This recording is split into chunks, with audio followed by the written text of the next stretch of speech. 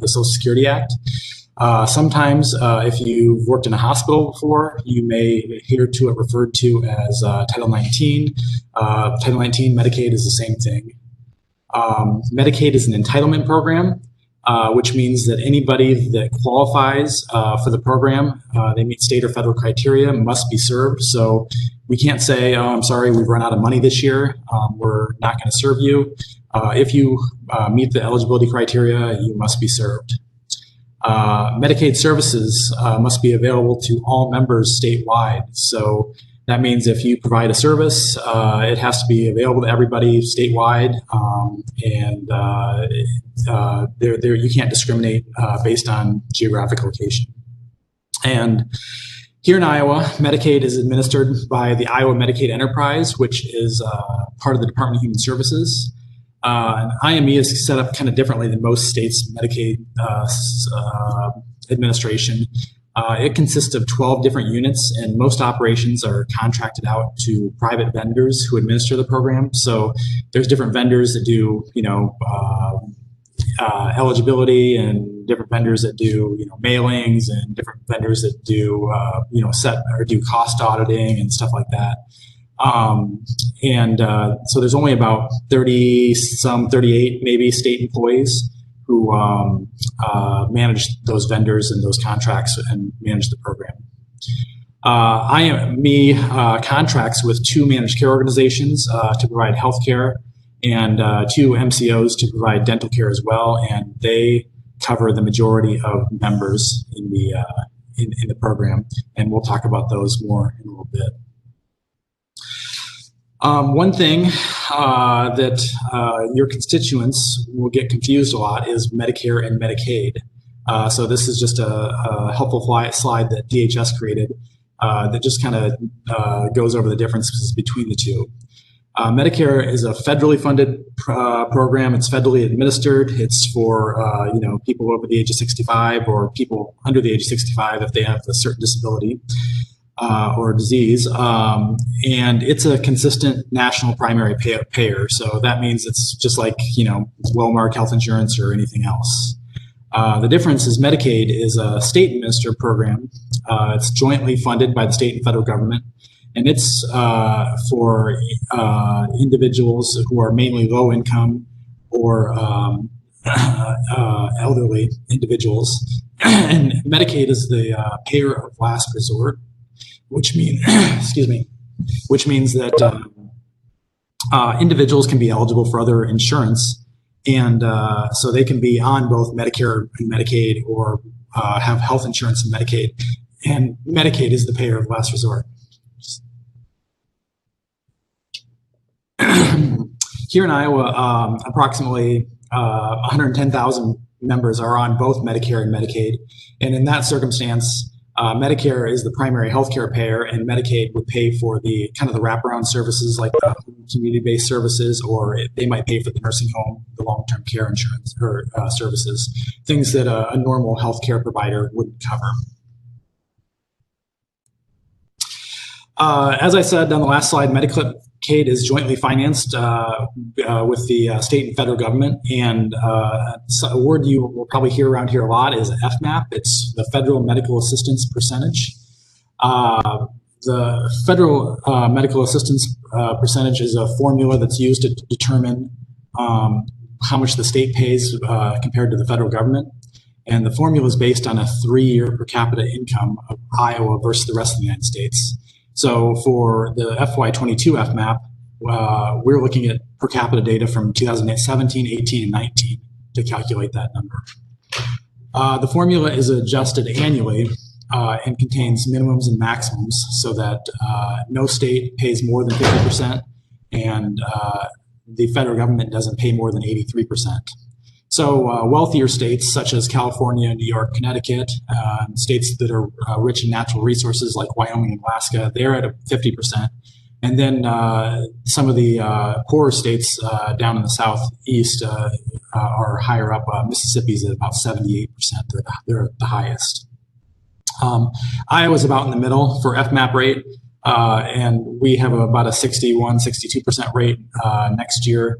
So that means that for every dollar that we spend on healthcare, the feds pay 62%, and we pay their remaining 38%. This is a big deal because every time that percentage moves 1 point, that means $45 million one way or the other. So if it changed from 62 to 63%, we'd pay $45 million less, and vice versa if it went the other way. So FMAP is, they're little percentages, but they mean big numbers.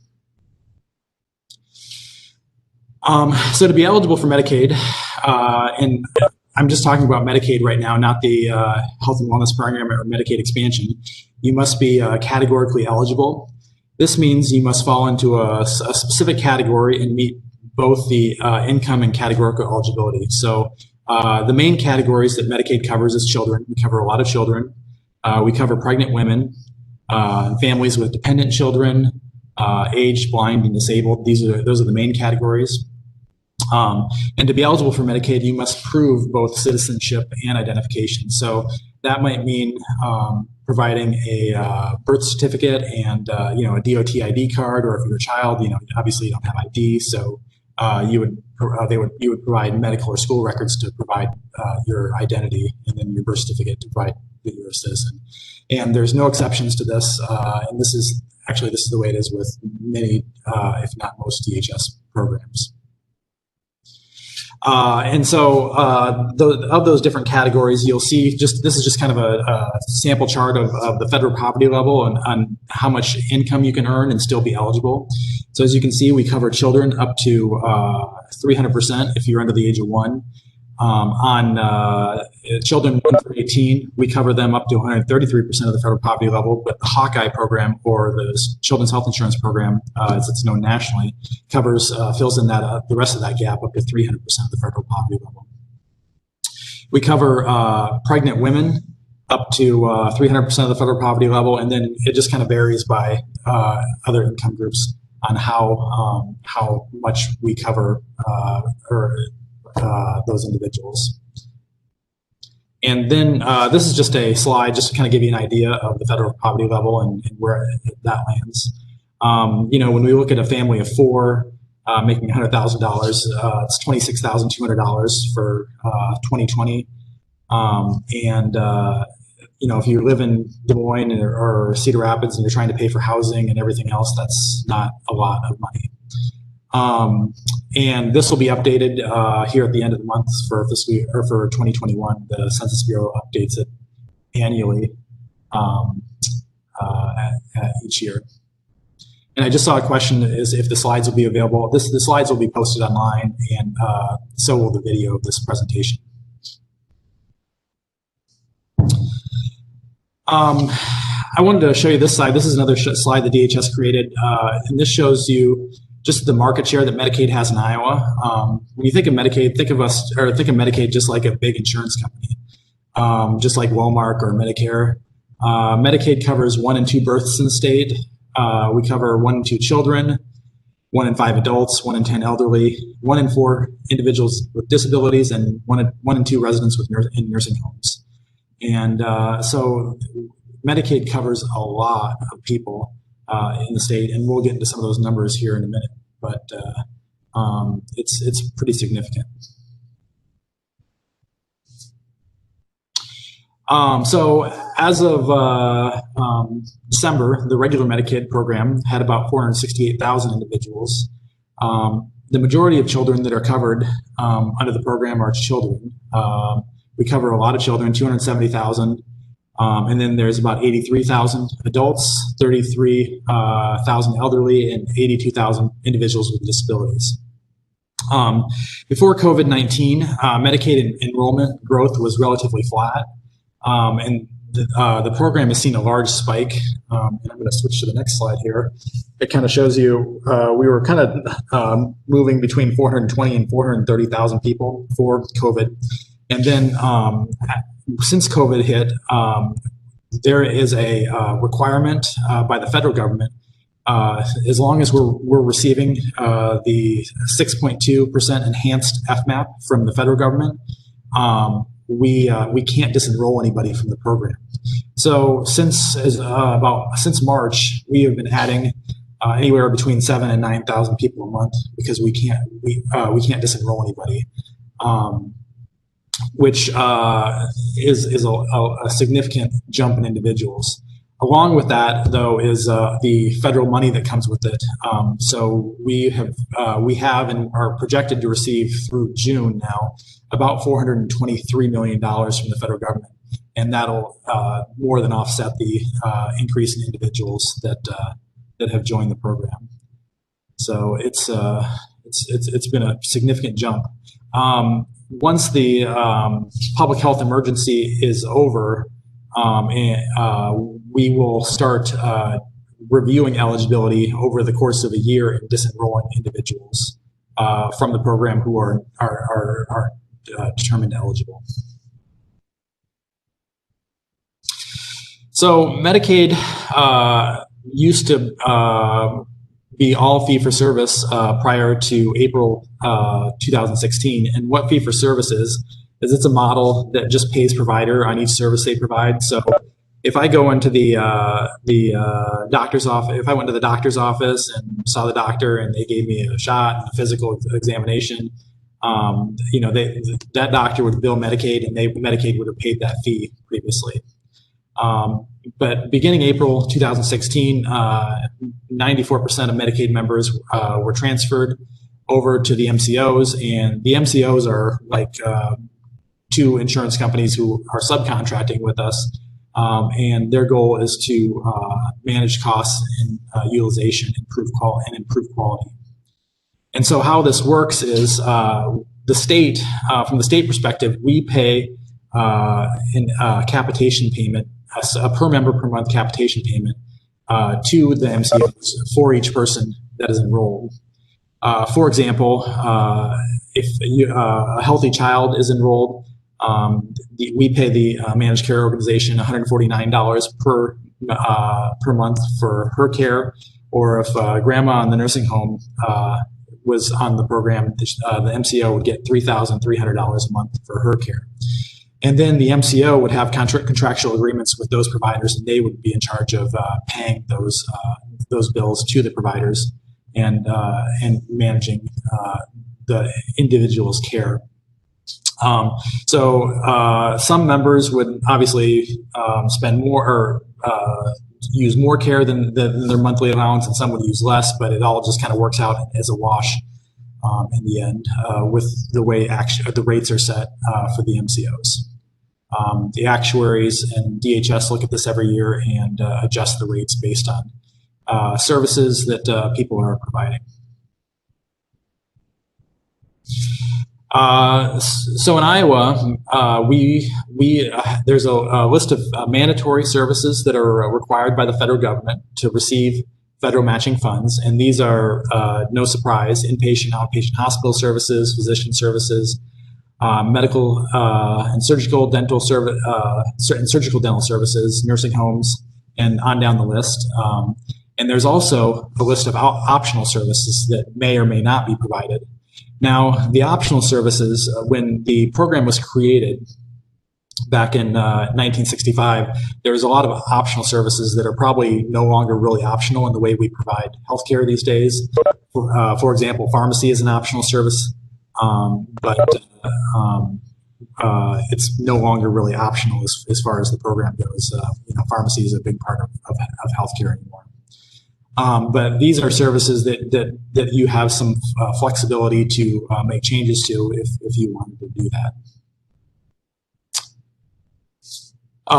One of the big services that you'll hear about regularly is the Home and Community-Based Services Waiver services.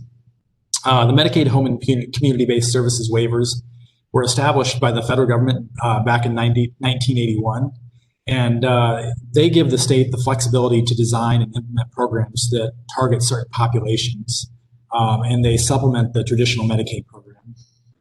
The waivers are called waivers because they forego certain requirements in federal law, and they allow states to target populations that are at greater risk of being institutionalized, without providing specific services to the entire Medicaid populations. And the provision, and they also waive the provision regarding income and resource limits, so they can target people who might otherwise be eligible for an institution. And the goal of the home and community-based services waivers that you see on the screen are really to keep people out of institutions and keep them in the community and active members of society. The Iowa has 7 home and community-based services waivers, and you can see the list there. They range from children's waivers to intellectual disabilities waivers, which keep people out of places like Glenwood or Woodward, or the elderly waiver, which would help keep the elderly out of nursing homes. Some of the services that are provided under the waiver, these wraparound services, are things like adult daycare. Consumer-directed attendant care is a big one, which allows people to come into your home and help with activities of daily living, such as bathing, brushing teeth, maybe walking the dog or getting groceries, things like that. There's things like home and vehicle modifications or home delivered meals. The personal emergency response things like the I've fallen and I can't get up buttons. And another big one is respite for parents of children with disabilities. Respite allows parents to have somebody who's qualified watch their child so they can get out and do what they need to do. So these are some of the main services that are provided. And as I said earlier, individuals can be on both Medicaid or and regular insurance or in Medicare at the same time. And in these cases, Medicaid would pay for the HCBS waiver portion. If, say, for example, I had a child with Down syndrome, my child would have insurance under my state health insurance, but the HCBS waiver would pay for all these wraparound services which my health insurance would cover. Moving on to the Iowa Health and Wellness Program. This is also known as Medicaid Expansion, or it's also part of the Affordable Care Act or Obamacare. This covers any adult that's age 19 to 64 with income between 0 and 133% of the federal poverty level, who aren't otherwise eligible for Medicaid or some kind of other insurance or Medicare. Members are enrolled with an MCO just like Medicaid, and they have access to the same provider network, so the same doctors and everything as Medicaid members do. And enrollees are eligible for 12 months with income re-verified for eligibility at the end of that 12-month period. Coverage is equivalent to the state employee health benefits package, which was what was set at in 2016 when this was passed, or 2015, or maybe it was before that, 2014. Sorry. So this has been going since about 2014, and right now, the state gets about a 90-10 federal match for these services, or for this program. So the feds pay for 90% of the program, and the state pays for 10%. The Health and Wellness Program operates a little differently than Medicaid. There's no co-payment for the Health and Wellness Program, except for an $8 copay when using the emergency room when it's not an emergency. There's no monthly contributions or premiums in the first year that you're on the program, but there may be monthly contributions or premiums in the second year if you don't complete a preventative services or wellness activities. You have to complete both a health risk assessment every year and have a physical every year, or a wellness exam every year. Monthly contributions are only for adults with income between 50 and 133% of the federal poverty level. For individuals between 50 and 100% of the federal poverty level, the monthly contribution will be $5 if you don't meet those preventative services or wellness activities. And if you're between 100 and 133% of the federal poverty level, it's $10 a month. As of December 2020, there were 208,000 individuals enrolled on the health and wellness program. This has also shot up significantly since the COVID, and that's due to that same FMAP requirement that we can't disenroll anybody. Before that, we were probably around 185, 190,000 individuals, but the program was growing at that time. Individuals enrolled on the health and wellness program may be determined medically exempt by the Department of Human Services and provided coverage through the regular Medicaid state plan. This is important because this is helpful for the counties and county mental health because they are able to provide different mental health services such as intensive psychiatric rehabilitation, community support services, peer support, habilitation services, assertive community treatment. Those are just kind of a list of different programs that or services that are available under the regular Medicaid program for mental health that individuals can access if they are determined medically exempt and put on the regular program. This really helps the counties out financially because it allows the federal government to pay for 62 or 63% of the cost instead of the state paying 100% of the cost for these services. And some of these services, certainly, especially something like assertive community treatment, is rather costly. So it's nice to have a little help from the federal government to pay for it. Expenditures. Medicaid and the Iowa Health and Wellness Program total have expenditures of about $6.25 billion. So the federal government pays about $4.2 billion. The state government pays about $1.9 million, and then there's about $140 million in other funds. That's mainly area education agencies or local education agencies. As you can see, the split is not a 60-40 split because it combines a whole bunch of different FMAP rates for the health and wellness program and for regular Medicaid, and there's different FMAP rates throughout the program for certain smaller populations as well. As you can see, Medicaid is the largest program in state government if you look at all funds, state and federal. And then if you're just looking at state funds, we're second to school aid. So Medicaid's a big deal. The top expenditure categories in Medicaid are hospitals, nursing homes, intermediate care facilities, HCBS waivers, mental health, and physicians. As you'd imagine, the long-term care costs a lot of money, so that's where most of our money goes, and then hospitalization, stuff like that, costs a lot of money. We spent last year over $1 billion on nursing homes, and the HCBS and long-term services and supports we also spent close to $900 million on that, and another $900 billion on physician and outpatient visits for hospitals. So moving on, this is a chart I really like to show when I do this presentation, just to give you an idea. I kind of like to think of this as like a Pac-Man, where the disabled and elderly expenditures make up about 70% of the program, but they make up only about 30% of the enrollment, where children and adults make up about 70% of the enrollment, but they make up only about 30% of the costs. So you kind of get the opposite effect going on. And that's obviously because long-term care is very expensive, and caring for individuals with disabilities is also very expensive. So just keep that in mind. We cover a ton of children at a very low cost because children are pretty cheap to cover. Most of the adults that are covered are pregnant women on regular Medicaid. And then, so they kind of cycle on and off as they are eligible. So this is just a slide on what drives Medicaid costs.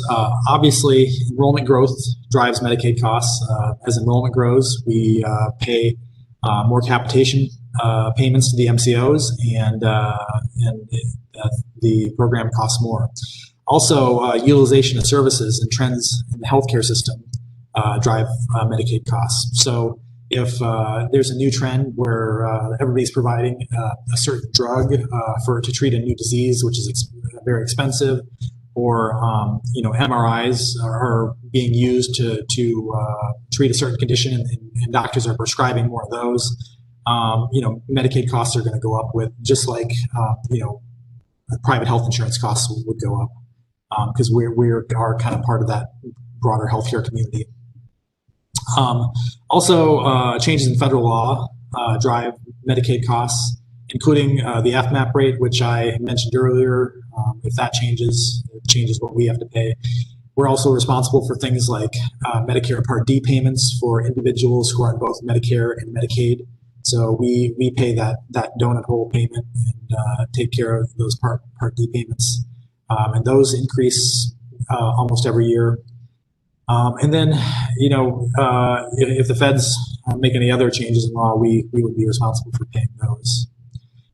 Changes in state law also drive Medicaid costs. So if you guys add new services, if you change eligibility, if you increase provider rates, providers I know come to you all the time asking for increases, and anytime you add money to that, it continues to grow over time. So what are you responsible for as far as the Medicaid program? Well, your biggest responsibility every year that comes in front of you is setting rates. And every year, Medicaid provider rates are set in the Health and Human Services bill. And usually what happens is we just build on last year's rate. There's a rate floor that's set, and then the Health and Human Services bill will make adjustments to those rates. And the way it works with the MCOs is if you guys say provide an additional $8 million to the HCBS provider rates, which is one of the governor's requests this year, the Department of Human Services would dictate that into the contract when they sign those new contracts with the MCOs for next year, and they would the MCOs would increase those rate floors to the HCBS providers. So you guys are in charge or responsible for setting rates. You also can decide the amount, scope, and duration of optional services. So say there's a new drug that's incredibly expensive.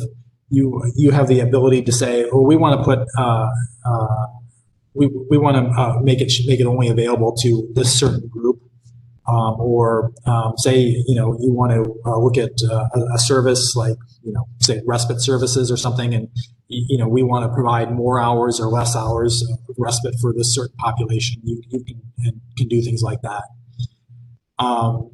You are also responsible for setting rules and regulations and processes not governed by the federal government. So, for example, you can add prior authorizations if services are expensive, like on a prescription drug. If there's some prescription drugs out there, their treatments cost $1 million, and so something like that, you want to definitely make sure you have prior authorized to make sure that the person that's getting it really needs that service. And you can also do different provide different audits of providers and do other things like that.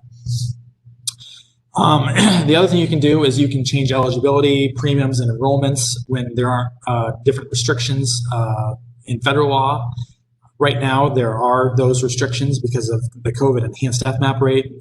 So you can't, obviously, as I said, we can't disenroll anybody, but there are limited things that you can do in this category, depending on the time that we're in and what the federal government is dictating during that time. So part of my job is to meet with the Department of Human Services and the Department of Management. And we meet roughly quarterly, but on a regular basis to project how much Medicaid is going to cost in the current and upcoming fiscal year. And we just met recently at the end of December and estimated that Medicaid is going to have a surplus of about $230 million in fiscal year 21 and $60 million in fiscal year 22. The surplus is totally due to the 6.2% enhanced FMAP we've been getting to the federal government. So this is a very rare occasion. I think the last time we had a surplus was when we were getting enhanced FMAP from the American Reinvestment and Recovery Act during the financial crisis of the 2009, 2010. So don't get used to seeing surpluses here. It's usually a supplemental need in the current year and a bigger need the following year. So that's kind of where things stand. If you're ever looking for those forecasts, you can sign up for those on our website, and they're always available at that link that's listed there. Let's see here. And then here's a list of this is just a list of publications that I've done recently. We have our budget unit briefs that we do on every appropriation, and there's budget unit briefs on the Medicaid budget, and then health programs operation, which is basically the IME. There's also an issue review that I did last year on the federal medical assistance percentage. And then there's 2 issue reviews that I did this year on the health and wellness program and Medicaid work requirements. So if you're interested in any of those topics or you want to learn more, you can dive into those and check those out. So at this point, I will pause and ask you if you have any questions. And also, briefly, my contact information is here at the bottom. If obviously this was just a 101, but if you want to dig more into any different thing in Medicaid, please feel free to contact me anytime. I'm happy to sit down with you, talk you through anything, or talk you through any numbers, questions that you might have on this or any Medicaid legislation you're looking at.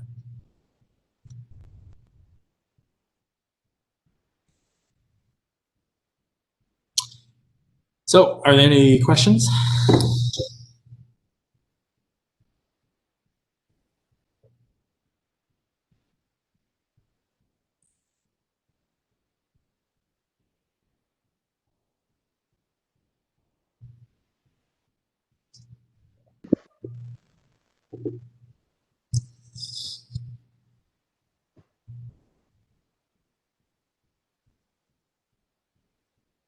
There's no questions then. I guess we can just give everyone back 25 minutes of their morning. Oh, we do have a question. Go ahead. I was going to write it, but Jess, can you explain a little bit more about waivers? And I hear often about the state is applying for this waiver or that waiver. My sister moved here from Florida, and she was surprised at what we do with Medicaid here in Iowa. And some of that has to do with waivers. Can you explain the waivers a little bit more, how we get them, who we apply to, and what that takes? Sure. There are a lot of different waivers. So there's waivers beyond the home and community-based services waivers that are available, and there's a waiver called an 1115 waiver, which is how we run the Medicaid expansion or that. And then there's other waivers that we've applied for during the pandemic. So basically, the state can apply for certain waivers, and what we do is we send a request to the Center for Medicare and Medicaid Services and ask for, and we work with them to ask for whatever exceptions or that we're looking for at the time. And a lot of times what we're doing is we look at, we kind of are looking at what other states are doing and what they're asking for, and see if there's a good fit for Iowa in our programs. So there are the waivers are not set by the feds.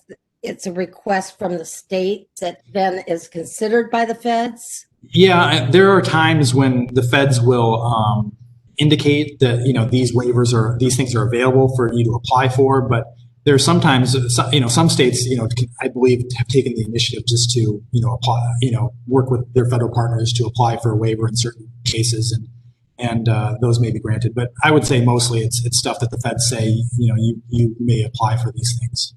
So here we've got a waiver, you can apply for it. Yeah. Is there a waiver regarding Medicaid paying for medical care when people are incarcerated? I believe there might be. I've heard that other states do, and we don't. Yeah, I believe that has popped up in other states. I can look into that for you, but because I know that it's an issue with paying for people. So just for everybody else on the video, we don't if you are incarcerated, Medicaid doesn't pay for you while you're incarcerated. So it's a big cost for your county jails, especially. But there are ways to. I know there's a lot of talk about looking into having Medicaid continue that coverage and doing that, but I can look into that for you. Oh, yeah, what I've heard is that if you're on Medicaid before you go to prison, they're going to suspend it rather than end it, so that when you come out, you're already enrolled. That's correct. Yep. So wouldn't it help us with, and this is maybe a little, would it help us with the costs of mental health treatment in prisons if we had Medicaid for prisoners? Yeah. Well, yes. Mental health is incredibly expensive and right. hard to provide. So I've heard from the prisons that is a big cost, but and they pay for it with 100% state funds. So. Yes, that would be. And just to be clear, it's an expensive cost, but they don't pay the providers very much. Just for that. Not. I'm a social worker. I'm just saying. Yep. And so yeah. So and one of the waivers that states can do is the 1115 waiver, which I mentioned, is a demonstration project, and so that's a waiver that the state can design however or whatever they want to design, and then put it to the federal government's, but to approve. Generally, with those types of things, that those types of waivers are expected to be budget neutral in some way. I mean, the federal government doesn't want to have to pick up a lot of extra money for the program, but that's generally what they're looking for. Thank you. Yes. Thank you, Jess and Maria. Appreciate the presentation today. Thanks. Just, could you explain disenrollment a little bit? Does that happen very often, and are reviews annually for each area that's covered under Medicaid? Yeah, generally we review individuals annually, and so basically, kind of like we sign up every year for our health insurance. We review an individual's income, their circumstances to make sure they still qualify, and if they do, then they would continue on, and if they don't, they would fall off the program. So, and the department's still trying to figure out how they're good. So they basically now with COVID, we've completely stopped disenrollment, so we don't know how many people we would have disenrolled, but we're kind of guessing. It's kind of that 7,000 to 9,000 people a month that we would have disenrolled. But what they're planning on doing then is just keeping those individuals on until their next annual evaluation at this point. But I think they're still kind of looking at that and evaluating how that's going to work. And just to follow up, what percentage of people who are disenrolled are at a later date re-enrolled? That's a good question. I'm not sure if they would know that or not. A lot of the people that are disenrolled would be people or like pregnant women, because once you have your baby and you were obviously not pregnant anymore, so you wouldn't qualify under that category. And then, there would be children that aged out of the program, and they might then, even if you were disenrolled from Medicaid, you might end up being enrolled in like something like the health and wellness program if you qualify for that Medicaid expansion. And IME would look at that they wouldn't just disenroll you from Medicaid and send you away. They would look at that and maybe enroll you into the health and wellness program, or maybe a child would receive more income, so they would be disenrolled from Medicaid and enrolled from into Hawkeye for their health care. I have another question, Jess. I hear from people who have disabilities that they get the feds pay for an assessment that drives what services they get, but then sometimes the MCOs don't pay for those services. Is that possible, or is that why we've got some people that are managed by DHS instead of by an MCO? I'm not sure about that. I mean, I know that the basically, if you have a disability, you will get an assessment every year, or I think it's every year, and they will determine kind of the package of care that you should be eligible to receive. And the MCO should be providing services that meets those criteria. So if that's not the case, then they should be contacting DHS or their legislators and they can work with them to make sure that I'm sure you've gotten a few phone calls over your. They do call us, yeah. Yes, and I know. Previously Director Randall, the interim director is Julie Lovelady, who's been there for quite a long time. And then obviously you guys have a lot of forums with Director Garcia, especially those of you who are in Health and Human Services. And they're always happy to take your concerns and run those up the flagpole and make sure that people are getting what they should be getting. I've really appreciated those meetings with Dr. Garcia, and it's helped me understand other things, but she doesn't talk much about Medicaid. Yes, yeah, she's really Medicaid hasn't really been a big focus, but yes, those meetings have been very helpful. Yeah. Right.